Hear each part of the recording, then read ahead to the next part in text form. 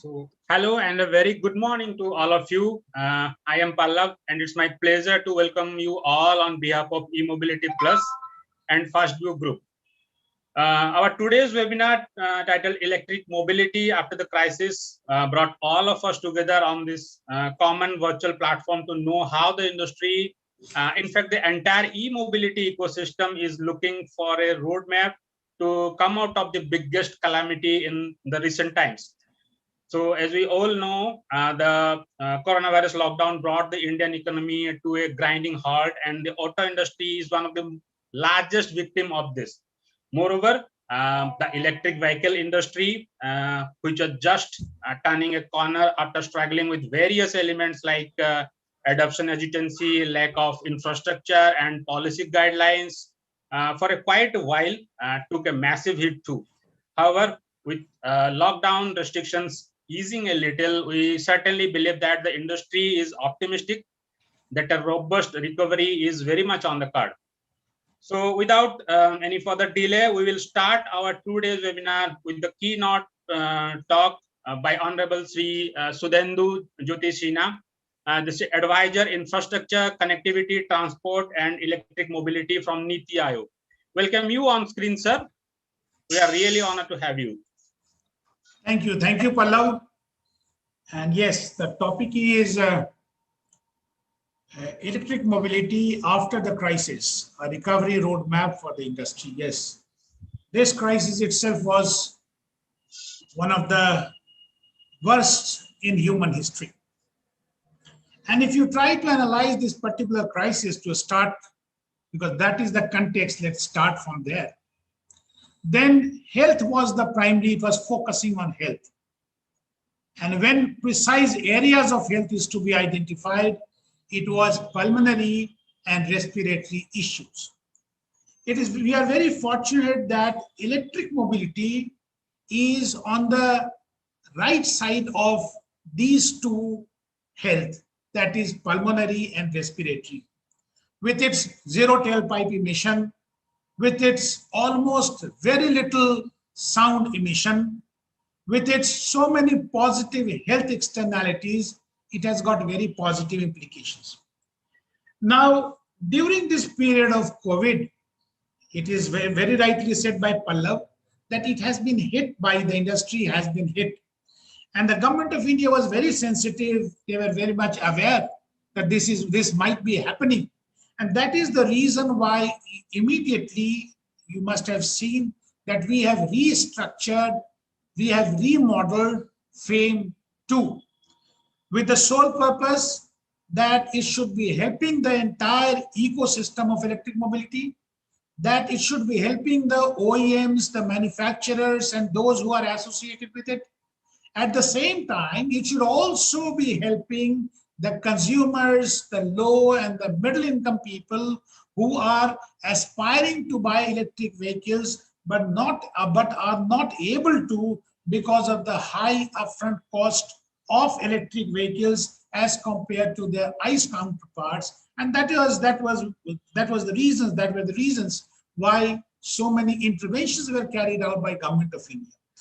Just to give you some flavor of what exactly we have done, and it is continuing. One is that in case of two-wheelers, all of you must have heard that the incentives have been increased. The incentives have been enhanced. Almost practically speaking, it has been doubled. For a consumer, it has got its implication that it is doubled.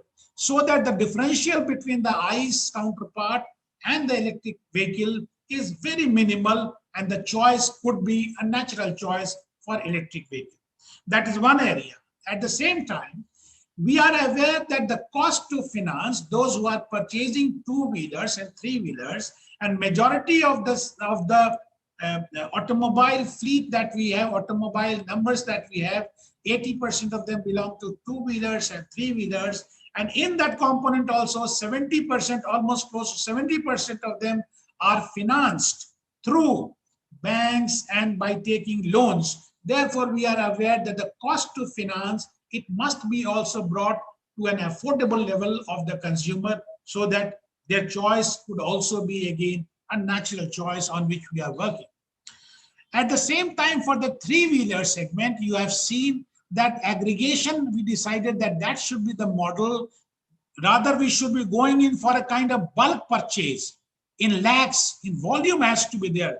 That should be playing the role. So in case of three-wheelers, that is the strategy that Government of India is adopting with the help of one of the partners of EESL, and that is also started paying its results. I'll let you know how.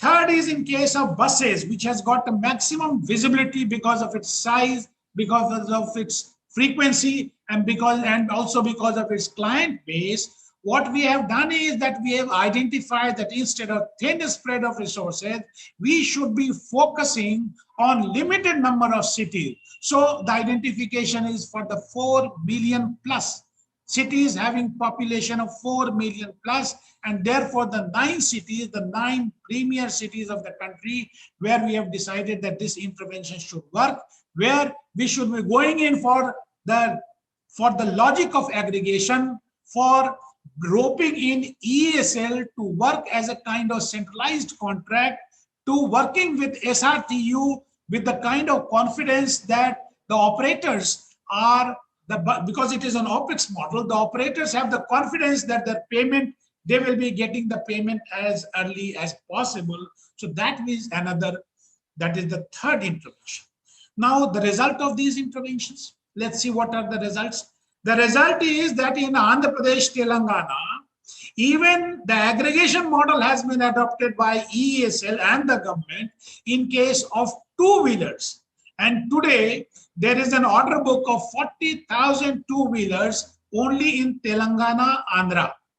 So a salaried employee, government or private, he can take a two-wheeler at a cost of 2,700, 2,600 odd rupees a month for a period of 3 years. Only with this much of, you can call it an EMI or whatever you can call it, installment payment, premium payment. So with this much of money going out, that two-wheeler belongs to him without any upfront price. That is something great. Similarly, in Goa also this has happened, and the same thing has happened in Kerala. So Andhra, Telangana, Goa, Kerala, these are the places that have immediately lapped up this aggregation model with the help of ESL. Now, in case of buses, let me inform you that in Mumbai, their best buses, which are now gradually getting old, they are planning to replace as many as from that fleet, and they are in conversation with a number of OEMs plus ESL, so that the ICE buses could be replaced by electric buses on OPEX model. Rather, they are keen that the same thing should be replicated for Pune also. So Maharashtra government is also pitching in to work for taking electric mobility forward. In addition to that, Niti Aayog organized a round table of CEOs, those companies, those firms which are involved in the end mile delivery. So 14th of April, it was organized, and there was presence of all the key players. For example, Amazon was there, Flipkart was there, IKEA was there, plus the best of the Indian, those who are with the OEMs, plus those who are in this delivery space, they were there. And all of them evinced a lot of interest in taking this zero pollution delivery thing forward as a campaign, as a content, and as a final thing, in the sense that by replacing the ICE vehicles into electric vehicles. So these are some of the initiatives that Government of India is taking. It has taken, and one of the most prominent initiative, if I don't miss it, that is the advanced chemistry cell, because we want the entire stock, the cells, which are one of the primary units of EV, battery storage systems, and of course, all the electronic components, cells should be manufactured in India. And this should give us confidence that we are the ones, we are a global leader, we are the regional leader as far as manufacturing, as far as our space in this sunrise industry is concerned. These are the initiatives, friends, that government has taken in last, say, I would call it 6 months, But yes, the work has been continuing from before also. That is why it could fructify now. And we are able to see the traction, and you will see for more, for sure, and for more in next, say, 6 months or so, the results will start coming in. Now, it is not to say that we are complacent. It is not to say that we are 100% satisfied and we are going to stop working. No way. We are open to all the suggestions through thought leaders like you, through a number of meetings, webinars, seminars, interaction with the professional bodies, trying to find out that what more changes we should be bringing about so that that traction, that point of inflection, that natural acceptance of electric mobility can be taken forward. So that is a continuous activity we are going ahead with. We are thinking through. We have got a national mission on electric mobility, transformative mobility, and battery storage. We have got a small cell that works on a continuous basis for taking this advanced chemistry cell forward. And of course, DHI is one of the lead in the ministry that is taking it forward. We are working in the urban mining space so that the circular economy for the lithium-ion batteries that can also be set. So the grand aim of the all the set of initiatives, friends, to kind of bring about this transformative mobility. Of course, it is electric today, tomorrow it can be hydrogen, third day it can be another chemistry, but that transformative mobility should be there, whereby we are able to achieve that ease of living. That is what we aspire for, and the process is, the methodology is that Atmanirbhar Bharat, that is your own self-independence, and make in India, that satisfaction that it is being made in India, and it can provide that tailspin, that support, that encouragement, that fillip to the entire economy to take it forward. Thanks a lot, Pallav. Thanks for inviting me to this wonderful forum. And I'm sure all the thought leaders, all those who are participating, you are going to take this. You are a kind of brand ambassador of this electric mobility, and you will take it forward. And whatever suggestions are there, please mark them to Niti Aayog. We are right here to lap them up, analyze them, see to it, think through, see to it that if it has got merits, it will be implemented.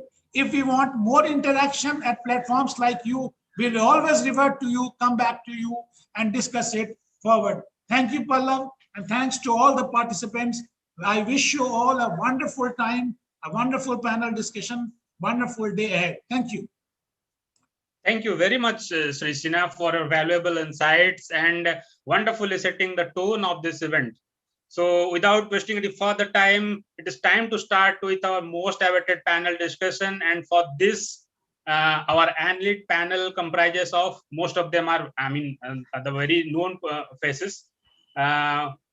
We will be having Mr. Randeep Singh, the Director of Electric Mobility from Niti Aayog, Mr. N. Mohan, Head of Electric Vehicle Charging Infrastructure, Convergence Energy Service Limited, Dr. Sohinder Singh Gill, Global CEO, Hero Electric, and also the Director General of SMEV, Mr. Nishant Arya, the Vice Chairman and the Managing Director, JBM Auto Limited, Mr. Ruchir Shukla, the Director Electric Mobility Program, Shakti Sustainable Energy Foundation, who will also be moderating the session, Mr. Avdesh Kumar Jha, Vice President Charge and Drive and Sustainability, Fortum India Private Limited, Mr. Rahul Sonak, the Chief Operating Officer, Nextju Mobility, and Mr. Gaurav Batra, the Associate Director, ENY. So now I would like to hand over the session to Mr. Ruchir and welcome all our esteemed panelists on screen. Over to you, Mr. Ruchir. Thank you, Pallav. Thank you, Sinha Saab, for beautiful opening remarks and setting a tone for not only EV but in these trying times, but also the way ahead and how proactively things are being done from your organization and government as overall. Thank you. So with this, I'll quickly take this forward with such a great set of panelists, what we have here in this panel today. And the tone, I would see that what we can organize ourselves for the benefit of all the participants will dwell around the key aspect of the scenario of COVID and post-COVID, the way it is in overall EV ecosystem. Try to probe some questions with each one of you and have the expert read from your experience and the plans, what you have laid down.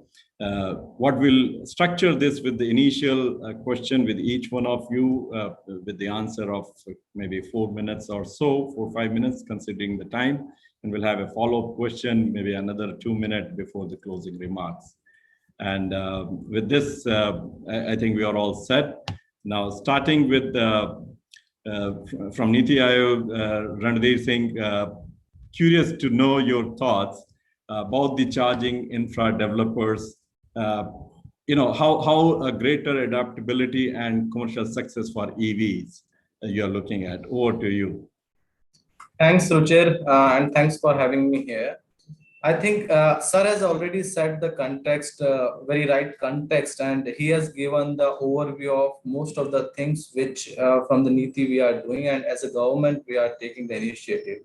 And he rightly said that now the private sector also need to step up to actually promulgate the adoption of the EV. Talking about the charging infra developments, first, I would like to talk about a study. In 2020, a study was conducted by Castrol in 8 of the world's most important EV markets, which were China, France, Germany, Japan, Norway, UK, USA, and India. So what are the findings? Out of 5 critical things, that is range, vehicle size and type, infrastructure, price, and charge time. So they divided the survey in 2 parts. One is the consumers target, second is the fleet managers.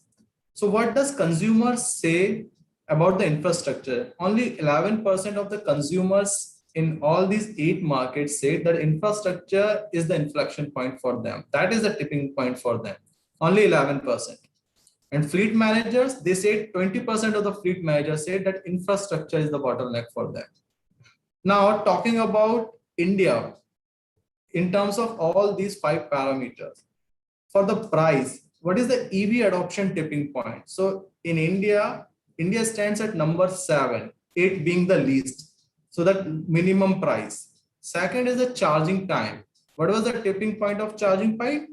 35 minutes, which is the maximum time taken to charge a particular vehicle in all of these 8 countries.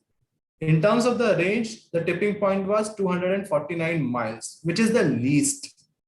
And in terms of the vehicle choice, that means the consumers who believe EVs are more fashionable than ICE vehicles, 70% in India believes like this. This is the maximum.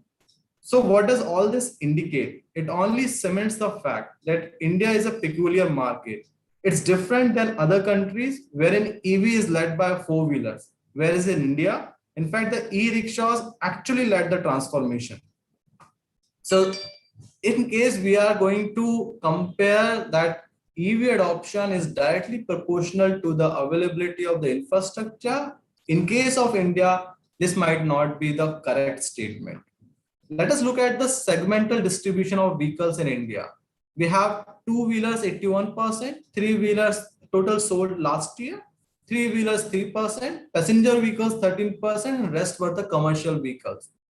So we have to really focus on the 2-wheelers, 3-wheelers, and of course the public transport from the charging infrastructure perspective. So what is the type of charging required for this particular segment? For the 2-wheeler and 3-wheeler, a study shows that 2-wheeler on an average in India runs between 15 to 25 kilometers a day. And if we look at the FAME 2 subsidy and the vehicles which qualify FAME 2, the minimum range required is 80 kilometers with a minimum speed of 40 kilometers per hour. That means all the vehicles which qualify FAME 2, they are very much capable of handling the 1 day, 2 days charge for this type of travel. That means overnight you can charge your vehicle, 2-wheeler, 3-wheeler with 15 ampere plug point at your home. In case of the buses, the daily run of the buses stands between 250 to 330 for the long haul. And those buses can also be charged at the depots, and in case of the long run, at intermittently at the charge points. For example, in case one is going from the one city to another city, in between there is a halt of 30 to 35 minutes. At those places, that intermittent charges can be done. So what does this all say is that there are two things. One is the charging points and one is the charging stations. India really needs to focus on the charging points rather than the costly charging stations, which are meant for the four-wheelers mainly. So the charging points, those can be deployed anywhere, at even a pan wala shop guy or any local corner shop. They can just put up the EV SE, and I'll talk about that later on, how the standardization of the light EV AC charging point, which was released on 12th of May for the public discussion, and the provisional standard has been released, how this has brought down the total cost to 3,500 rupees. It has been tested by the ARAI, and this is now available. So anybody can become, the entrepreneur for this charge point thing. We are, from the NITI side, what we are also doing to facilitate the establishment and of the infrastructure, we are going to publish a manual for the EV charging, so that at municipal level, people should be aware of what are the safety requirements required, where it has to be installed, what type of power connection is required, how much space is thing. All these things would be tackled within this manual. So this is within interministerial manual, which we are going to publish in consultation with the Ministry of Power and all. And also the private sector is involved in this, in all the deliberations and all the discussions. Sir has already talked about the remodeled FAME 2. So the idea is to aggregate, target, and deploy. And in terms of the infrastructure, so 1,000 crores are there already for the infrastructure creation. In addition to this, the main point is the state EV policies. They also emphasizes and has earmarked funds in the terms of the subsidies for charging points creation.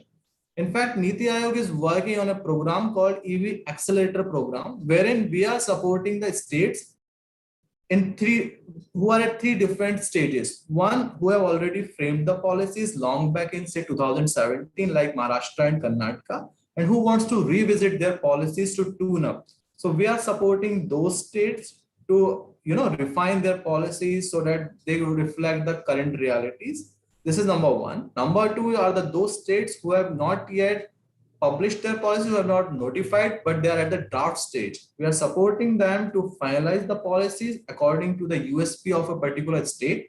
Each state should focus on their own USP. And the last part is those who have not yet started working. We are supporting them, hand-holding them and guiding them to actually publish the policies. And all these policies, trust me, are going to support the final promulgation of not only the EV, but also the demand and supply side along with the infrastructure.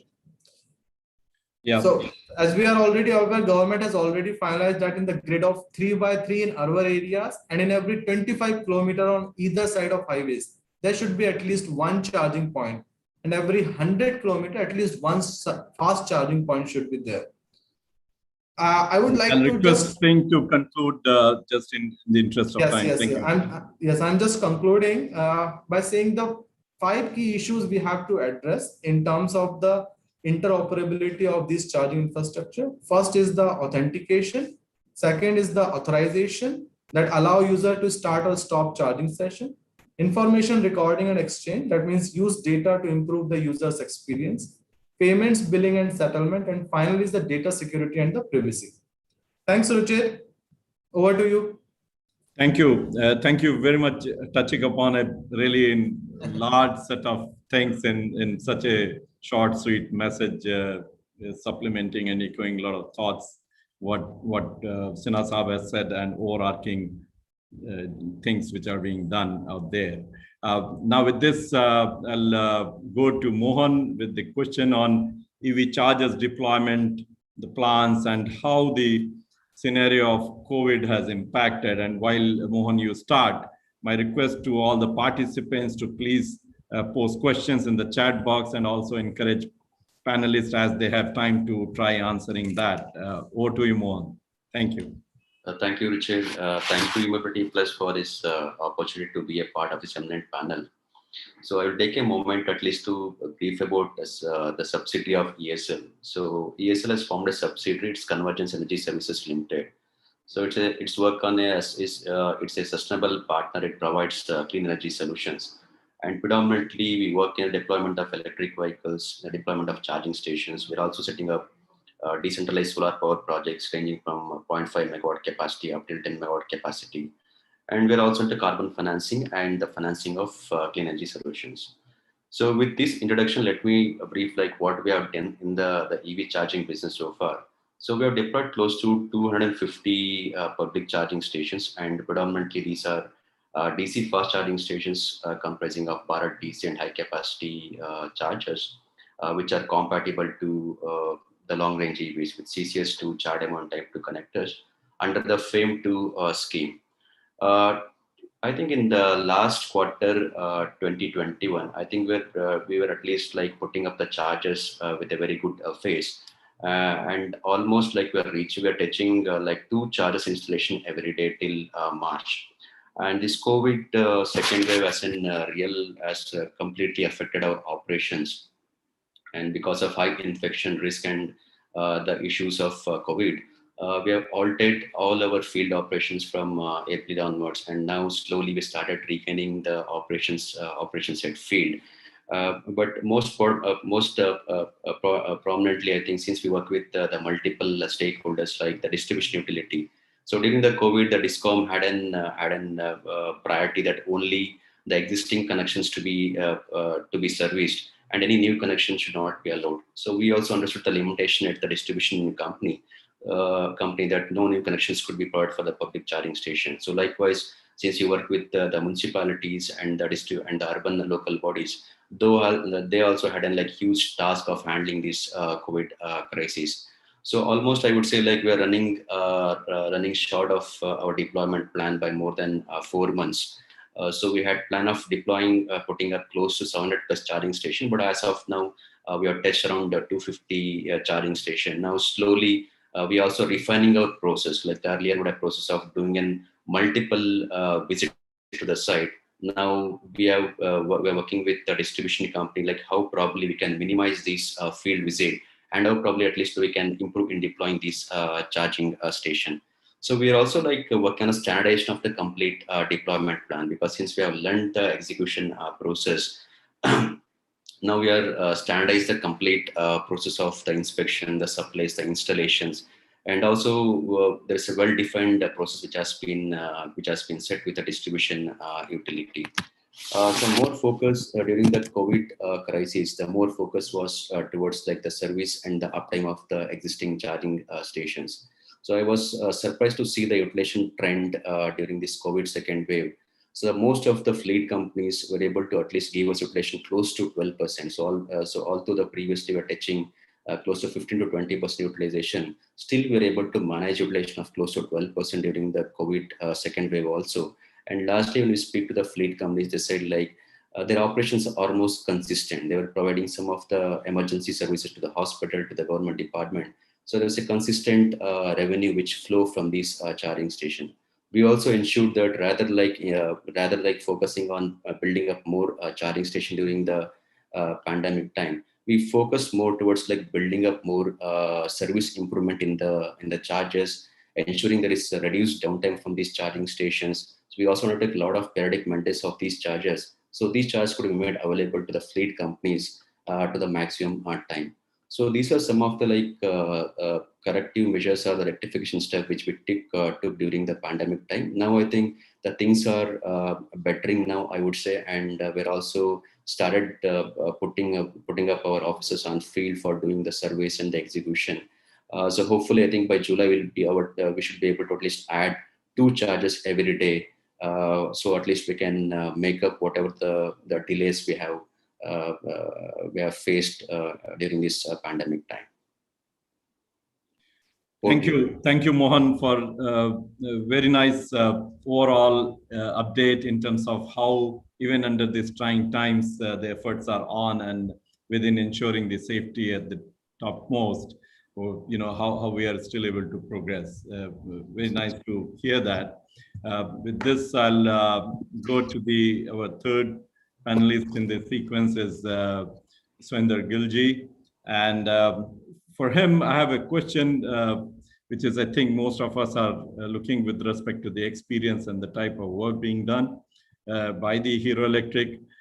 How these COVID-19 pandemic, it's paving the way forward with respect to the vehicle adoption priorities, both for personal consumption and also from the last mile deliveries, which have become like many-fold these days because of the situation, what we are seeing, and how it is going to be seen in the visible future, maybe a few quarters further down the line. Over to you, Gil Saab. Thank you, Ruchir. What Randhir said was music to my ears, and what Sudhenju ji was sharing, and on many platforms earlier also, gives me a firm belief, because I have been running the business for the last 14 years in Hero and 12 years in SMEV. But the first time in these 12 years, I find that we and policymakers are on the same side of the table. And that's a great beginning. And that gives us so much of confidence that things here on are going to be what we all keep saying, including the policymakers. We can turn electric very soon, very significantly. So the first target from our side that is floated by the SMEV in two-wheeler is 3 million two-wheelers in 3 years. And that's what we are trying to work with our other members. And within that, obviously from Hero, because we are the market leaders, we are taking initiatives for the category as well as for our own company.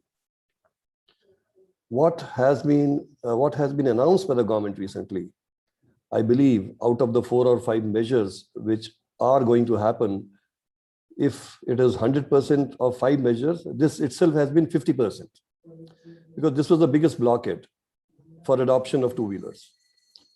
Two-wheelers being liked by customers, electric two-wheelers, people would walk in, they would love the product, they would touch the product, they would take it but for a ride, but when they come back for the price tag, either they would not touch it because sticker price was very high, or if it was lower than the Activas and Pleasure, then the performance was not matching. So the customer was not able to decide whether he can buy a high-speed premium product, which was still costing more than 1.2 lakhs, even after earlier subsidies, or a city speed product, which was costing around 80,000 or 70,000, as much as an Activa, with a little less performance. Now, this customer subsidy has cut both ways. It has significantly and substantially reduced the adoption sticker price, both on the premium end and on the city speed side. The premium end may not yet touch the level of Activas and Pleasures, but the running cost now can really be factored by the customer who enters and says, if I'm paying 30,000 extra in a year, I will recover 30,000 in 1 year or 1.5 years. After that, it's all my saving in the running cost. On the city speed side, it is going to create much more, in fact, sort of volume increase, because people who were not able to afford something like 80,000-90,000 rupees, the city speed now has become something like 50,000. So imagine a city speed scooter at 50,000 running at 45 kilometers per hour with a range of 80 kilometers, fulfilling all your needs. So imagine, as against that, why should I buy a petrol scooter now? There is no compulsive reason for anybody, except obviously the youth who would like huge speeds, power, and so many other factors. So we believe this decision has a major shift for the industry and for Hero, because industry was going through a cycle of low speed scooters of around something like 70%, and rest of it was city and high speed. I have already seen all my network, and we were at around 40% low speed. I've seen my network stopping to sell low speeds from that day, because when customer walks in and asks for any scooter, the low speed is now costlier than the city speed. So the only reason a guy that go for a low speed is, I don't have a license, I don't have registration, I can't have it, it's for my elders, if it is for my children, or if it's my wife, those are the guys who are adopting it. And for them, it's a genuine need. So we believe for some time, in fact, there'll be a dip in the market in the next 2 or 3 months, because people who are buying 70% of low speeds will now try to find alternates, and they may not immediately shift, because even manufacturers don't have stock of city speed so much now. They have to gear up to give that volumes. So after a near time blip of a downward trend of 10 to 20% in the next 3-4 months, we will have one side upside exponential growth due to this one initiative that has been done so beautifully well by Rajiv ji, Sudhenji ji and team and Randhir, and on the other side by the DHI. So all hats off to them. We believe like the other 2 or 3 things that should be done are that at this point of time, we should not create any more obstacles. The earlier policies were creating obstacles and then trying to find solutions. I think the obstacles can be pushed for another 2 years or so. For example, we shouldn't try and stifle low speeds unnecessarily. Let it run its own steam. Let the market forces decide. Automatically, it will die down.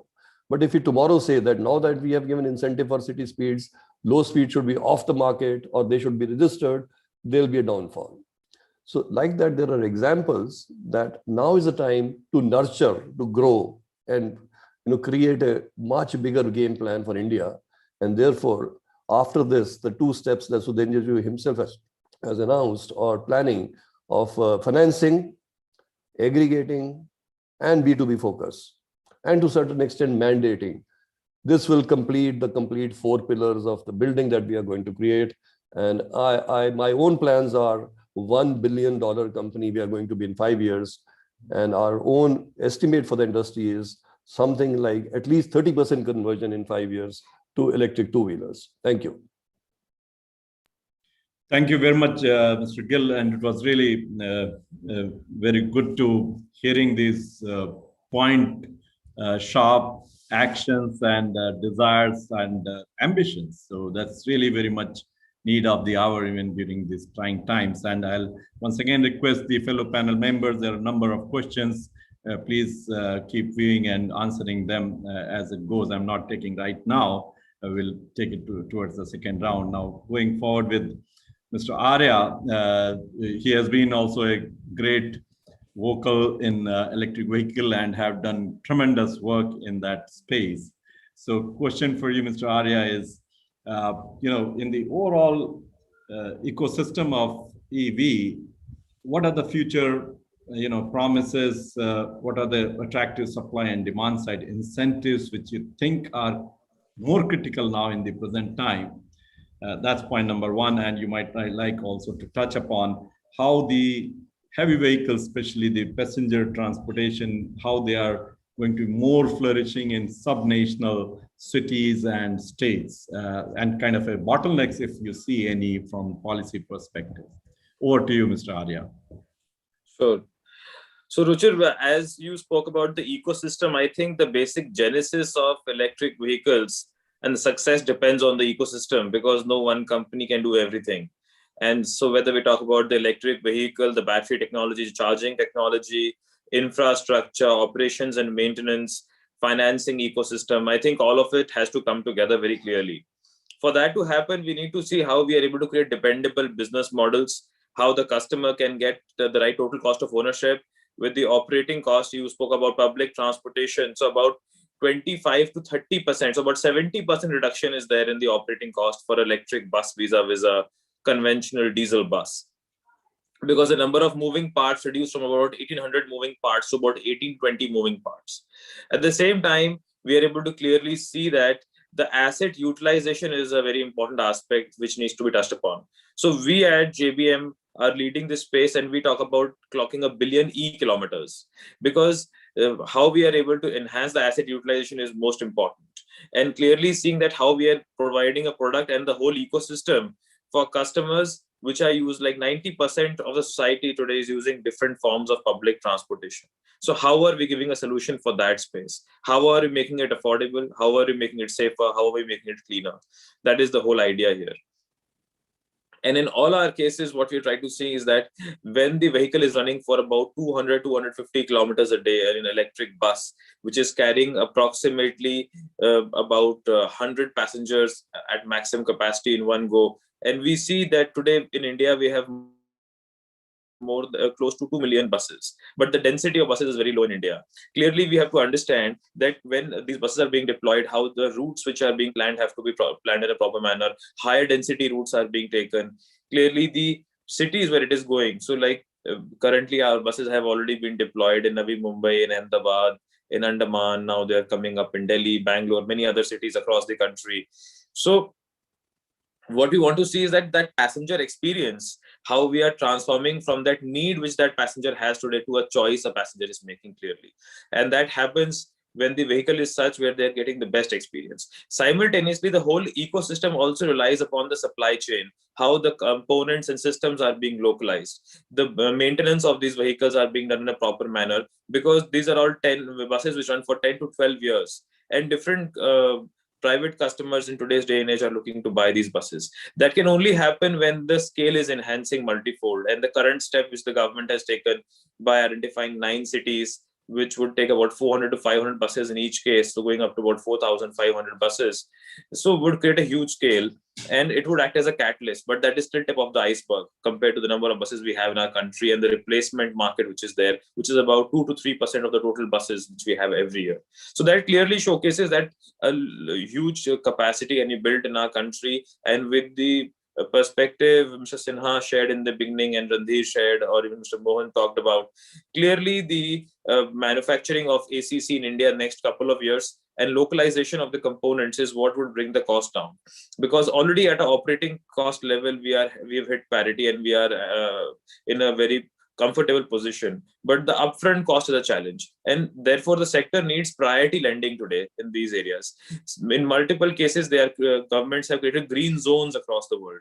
How can we create green zones around heritage sites, around the higher density zones in central parts of different cities? There can be barriers for people to use such kind of personal mobility, but and using public transport, and really seeing that how such kind of vehicles can be clearly deployed for the masses at large.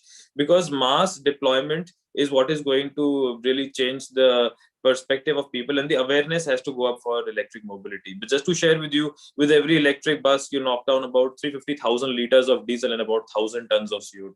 So that is the kind of import bill we are seeing upon. That's the kind of environment friendliness we are seeing. We talk about crisis post-COVID now in this period as we are going. We all understand the importance of health in today's day and age, what the environment contributes. Today, transportation contributes more than 25% of the pollution in the environment today. So how are we able to knock it down? So I think we are moving in the right direction. And at the back end, how are we able to connect this with renewable energy? And in India, we are going to a 500 gigawatt plan in the next 10 years. So how can that become the source of power here? How clearly the customer is not having range anxiety in these cases. The battery density is going up year on year. We are increasing the safety of batteries, whether it's LFP or NMC or NCA, depending on different applications. So looking at the whole ecosystem is very important, and clearly seeing that mandating in different areas, how different cities are changing a percentage of their fleet they are converting to electric vehicles. I think that is very important. And clearly over a period of time, we would see this changeover happen, and see that when we are having such kind of products on the road, there are not many companies who are doing these things. And now multiple companies have come up like us, who are working in the whole ecosystem. Because today the customer doesn't understand how the ecosystem operates. So it needs an ecosystem partner which can give the holistic solution end to end. So that from the earlier concept of design to delivery is there, but clearly we have horses for courses in this case, and we define the kind of requirements very clearly, and give a roadmap for companies to participate, so that they have a clear volume understanding. Companies can invest and develop these products locally. So that is the whole idea. And definitely skill is an important part in this case. So because availability of skilled manpower is there's a huge crunch today, and on the other hand we have unemployability. How can we connect both? And our skill development ministry can work on these aspects. Similarly, when any customer is going, he talks about resale value. What is the second life of battery? What is the kind of redeployment? So I think many cases people talk about battery recycling. Personally, I don't think that's a challenge today. What is important is that how in the second phase of battery, we go for energy storage as a backup in different cases, which is a need of the hour in different rural areas, semi-urban areas in the country, and different parts of the world even. Like in Africa, that's a norm today in different parts of Africa. So I think that's how a circular ecosystem needs to be created, where we are able to deploy this and clearly understand that how companies who are committed to this for the longer term and not working on short-term solutions which are cheap. So being competitive is very important. Being customer oriented is very important. Being technology agnostic is very important, but not being cheap in this case, because the batteries have to last long. The vehicle has to perform very well. The customer has to gain that confidence. The new customers who are using these vehicles, whether they own it or they lease it or they're using public transport. So I think that is extremely critical. And bringing in each and every piece of the supply chain and the ecosystem is what would make it most bankable. And seeing that, just giving a small example, that how different bankers who are doing this. So companies like us, what they also try and do that for insurance companies, other companies, that everything is software controlled. So at any point in time, I can shut down my vehicle if any customer is not paying the EMI. That's the way bankers can clearly see that their vehicles are under their control, and they can clearly understand what is going to happen. What is the kind of life which is there? So I think these aspects will need a lot of deliberation, and we are moving the right direction. So the roadmap for next 3 years and the FAME getting extended by another 2 years would be instrumental in defining where the industry would be going. Thank you. Amazing. Thank you. Thank you very much. Touching upon some of the very practical aspect, also giving a clue about that reduction in OPEX and promising to hit on the billions of e-kilometers run, apart from good insight from the financing and some of the challenges.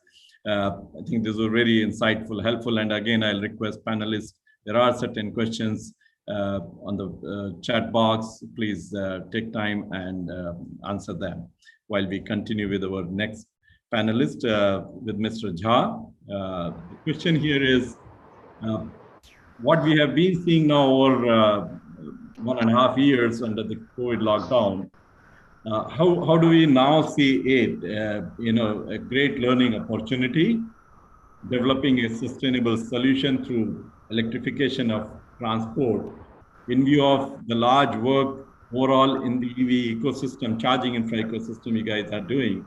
How do you see that? Would you like to offer your experience and learning challenges in that space? Over to you, Mr. Jha. Thank you, Ruchir. So, and good afternoon. I'm very honored to have been a part of this panel.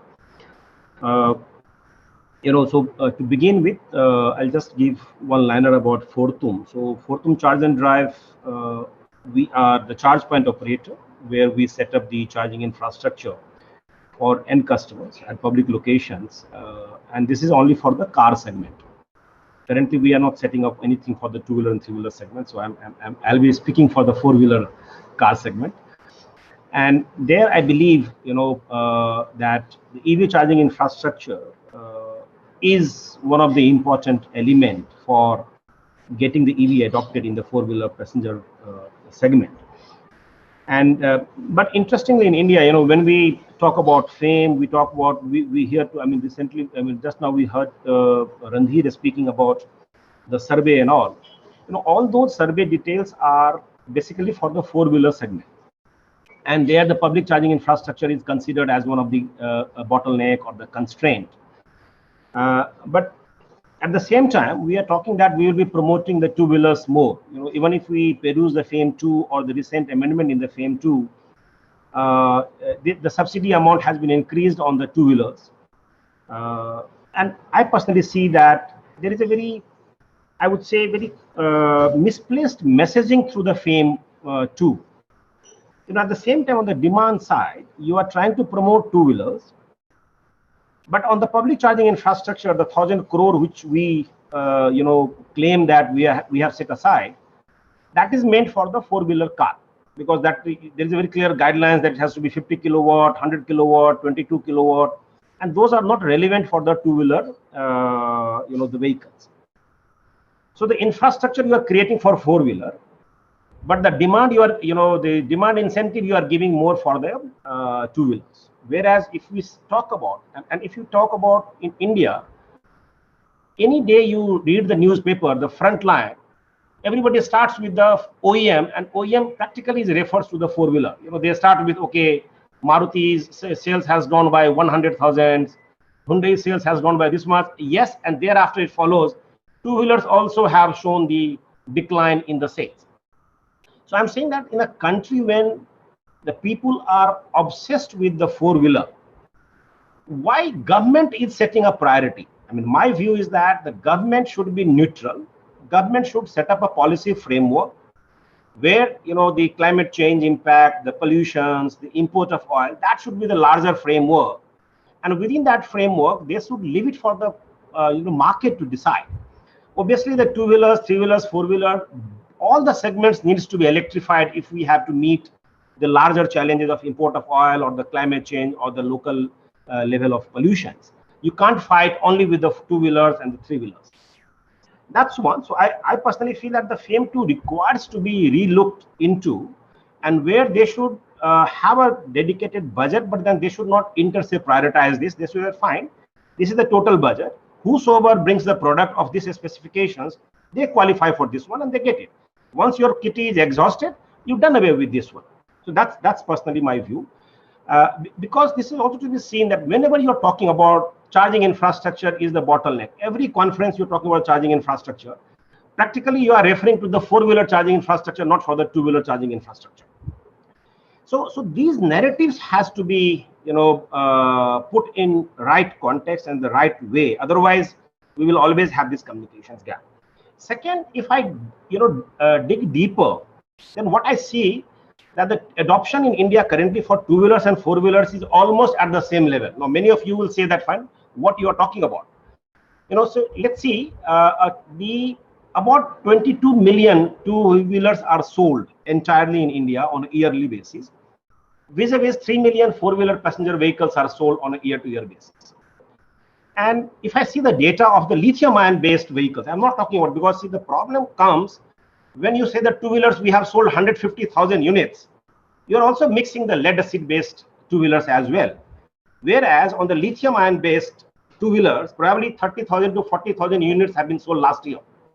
Now, if you see the 30,000 to 40,000 vis-a-vis 22 million total volume sales, and 6,000 four-wheeler car vis-a-vis 3 million, percentage term is 0.2%. So in both segments, you have a 0.2% adoption.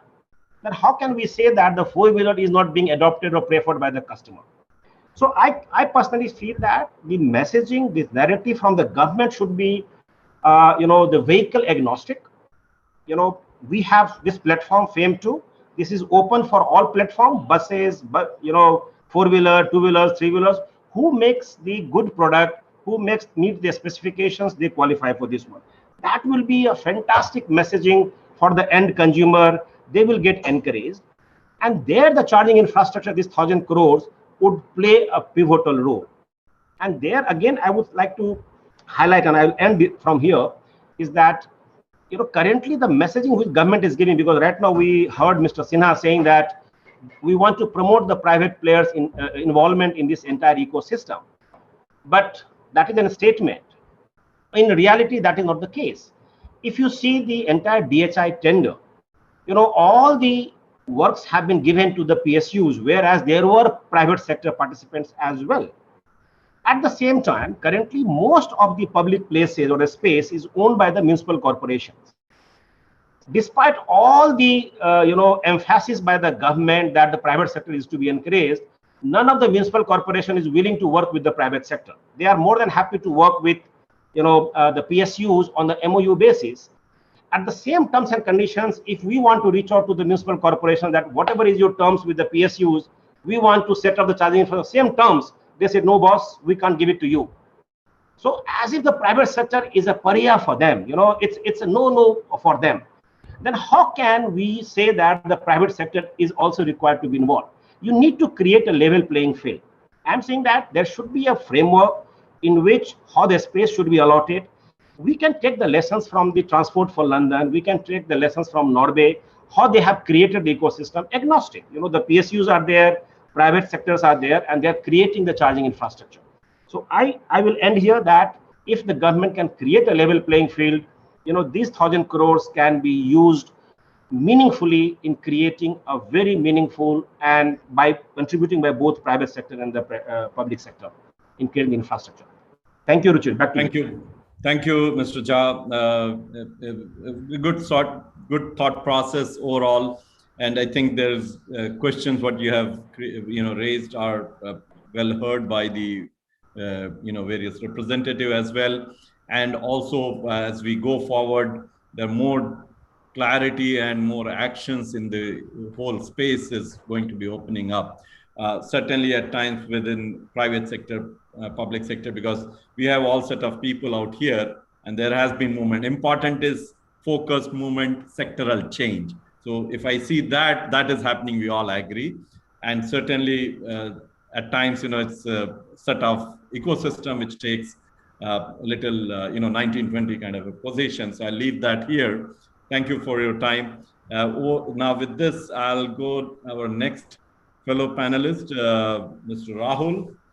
The question for Rahul here is how the e-mobility sector can reduce the import dependence, basically through emphasizing on domestic supply chain, sustainable economic recovery post-COVID-19 more important.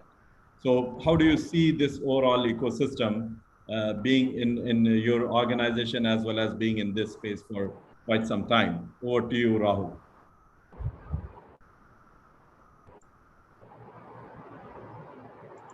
You're not audible, Rahul, you're there?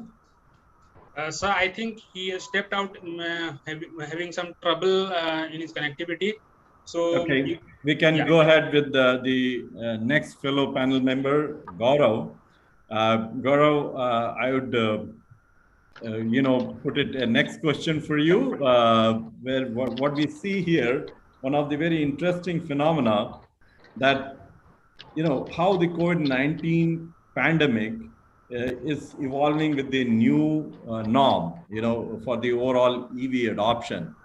Especially from the second wave point of view, what we have seen with various stresses, and then what kind of a deterrent or actions, positive challenges, or the positive elements which we really have learned out of this, what we have just recently passed through, and how you see the stage is set for next coming future, foreseen future. Over to you, Gaurav.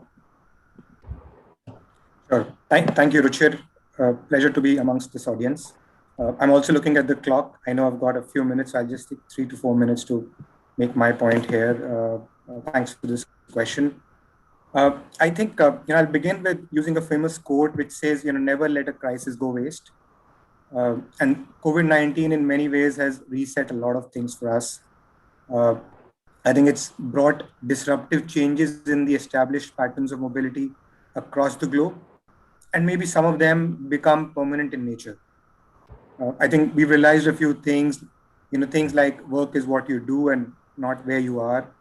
And you've got millions of people working successfully from home, for whom travel for work is, sort of discretionary, including in large parts of our country as well.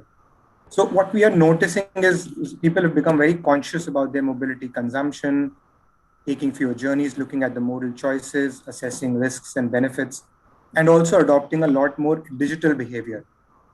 And in fact, at EY, we conducted a global campaign called the Mobility Consumer Index, which really involved looking at how consumers are changing their journey patterns, understand the impact on mobility decisions, things that will change, and things which potentially could become permanent.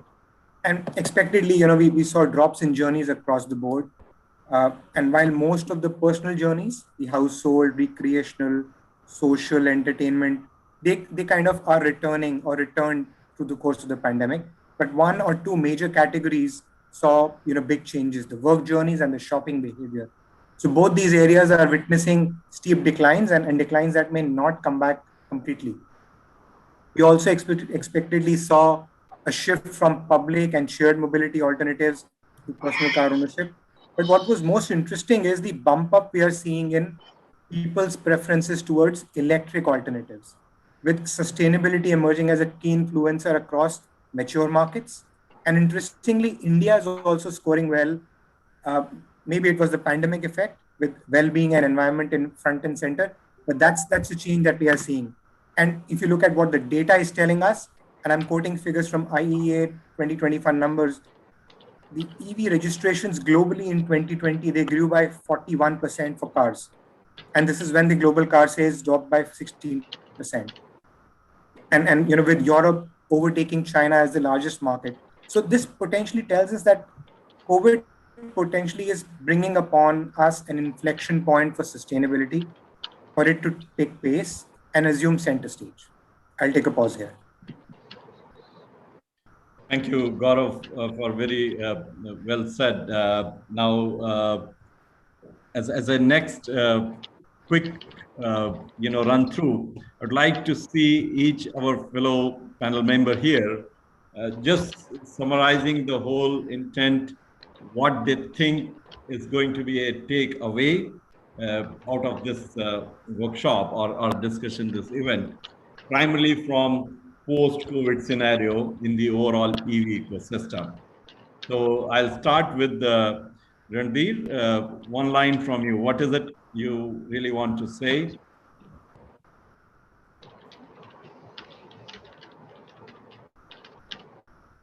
Mr. Singh, you're on mute, or are you there? Okay, so let me just move on. With Mohan, same to you. What did you? Oh, okay, Ranveer, you're back. It looks like unmuted. Over to you, Ranveer. One liner from you. Sorry, I mean, can you just repeat the question, please? Well, what we just as a towards the end of this panel discussion, I just wanted to really hear one punchline out of the whole conversation. What is the takeaway learning, especially as we are transitioning through this pandemic towards a greater future point of view, keeping e-mobility at the center? So finally, what would I say is that now government has launched the revised FAME 2 as well as the advanced chemistry cell program has been launched. It would be, I mean, it is imperative now the private sector should stand up, take this very positively, and of course, not only support government, but also from the demand and the supply side, and help in the promulgation of the EV. I think this is the right time when private sector should step up and take the efforts from their end, along with the awareness campaigns. Thank you. Very well said, Mr. Singh. Now over to you, Mohan, your punchline. So I think we are in the cusp of having a major energy transition with electric mobility. Electric mobility, I think, is going to bring a lot of opportunity, not only for transportation. We could look at energy storage, the grid management facilities, analytics. I think there is a large opportunity which is coming up, and I think India is gearing up to have this complete electric vehicle transition by 2030. So we, on a part of ESL and CSL, are working towards enabling some of the government policies and initiatives. Thank you, Mr. Mohan. And now, as I touch upon with both Mr. Gill and Arya, I'll just add a little flavor to this. Is looking at more on the Atmanirbhar Bharat. I mean, in the EV ecosystem. Your punchline out of this workshop and way forward. See, what is critical is that how companies really need to see a clear roadmap which has been given, and how they are committing for the long term. So it is not purely an assembly kind of a perspective, where one has to take a very holistic perspective and investing for the long term, not only in manufacturing and localization, but also in designing. So totally self-reliant and Atmanirbhar will only happen when we start manufacturing for the world, manufacturing in India, and at the same time also seeing that we are able to create the whole ecosystem around it. For that, the role which government had to play, I think they are playing a great role as a catalyst, as Sinha ji mentioned, which Niti Aayog and CESL and DHI together, I think, have created a very good trio they have created in this case. Only point which I feel that if that push is provided, the priority lending, if it is given to this sector, then the complete fundamental and the bankability would come in, whether for the manufacturers or for the consumers, and a right cocktail of startups, big companies and MSMEs, how they can work together in this scenario would be most critical. Otherwise, as we heard that in infrastructure, in four-wheelers and other areas, there are huge challenges which are there in terms of asset utilization not going up to a certain level, which in case of buses, we see from day one go to 40-50%. How can we combine and create infrastructure, which is a multimodal infrastructure, which is for different kind of applications? I think such things will have to be done, and clearly how different spaces can be utilized within the same manner. I think many of such things are being worked upon, and companies, if they're working together and collaborating and cooperating together. So co-opetition kind of a perspective, I think would be a game changer of sorts in this case, keeping us on our toes. Absolutely. Thank you. Over to you, Mr. Gill, your views considering the digitalization and Atmanirbhar Bharat agar humko karna hai, so let us put the 10 million electric vehicles on the road in the next 2 or 3 years, because कोई supplier को आप गर्दन पकड़ के नहीं कर सकते कि बिजनेस कर, जिस दिन उसको बिजनेस है भागा आएगा। 10 मिलियन गाड़ी करनी है तो कैसा करना है?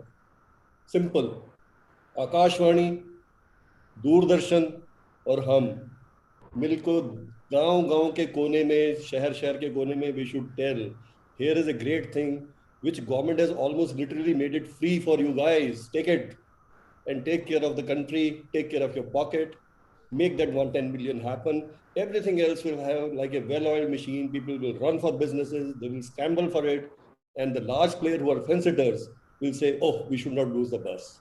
So 10 million in 3 years, all electric vehicles. Thank you very much.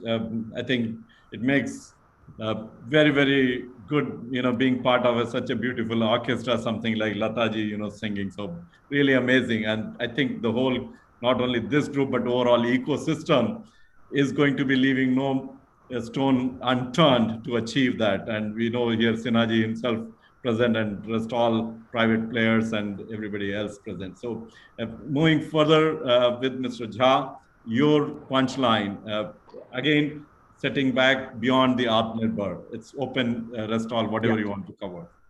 Yeah, so I mean, I would summarize that, the policy which the government makes, including FAME 2, should be made vehicle type agnostic and on the demand side. And, we expect the government to enable the private sector charge point operator to play an important role in creating the EV charging infrastructure to enable the EV adoptions. Very well said. So I think that's the loud and clear message, and that's the way things will percolate too. I think Rahul not there, so I assume he's not there. So I'll just move to Gaurav, your punchline on overall what you want to really say. Sure. So hearing it, the esteemed group, I think I'll reiterate, I clearly feel we are at an edge of a potential tipping point for EV sales. I think the entire ecosystem needs to come into play, create offerings that excite the value conscious consumer we've got in India. And when that happens, we'll hear music. And certainly the government has a very important role as an enabler and a facilitator into moving in that direction. Thank you. Thank you, and thank you each and every panel member here present. So if I just put all this, what I heard, first is collaborative approach, which I think we have been very well doing, amazingly well. Can never be better than this. While large policymakers, groups, everybody coming with such a beautiful, thought processes, policies, etc., everything one place. Second, so collaboration across the teams, across the stakeholders, from manufacturer to consumer to the policymaker. That's point number one. Second, we have, whenever there is a orbital change in any of this scenario, there are certain things to be fixed at home. So certainly, whether it's a technology, lot have to come forward. What I heard from Mr. Arya and Gil Saab also, in terms of strengthening the technology and R&D arm, or development arm, where we can make changes as well as make newer products which are fit for India, both not necessarily only the cost, but more important is robustness and giving the life. Because people do know two-wheeler is two-wheeler. They don't care whether it's electric or otherwise. Possibly they have a habit of buying once and forget for 4 years, 5 years, or 50 or 70,000 kilometers, or more than a lakh in case of different vehicle segment. So that's the way, that's the goal from the people perspective. And third most important element, what comes to my mind is the financial overall clean energy finances are ways and means of getting that live blood in the mainstream, which is the available large pool of funds which are going to be required here across the board, across the product categories, charging infrastructure ecosystem, across the geographies. So with this, I reach towards end. I'm sorry it has taken a little extra time, but unfortunately I have no time left for any question answer. Over to you, Pallav.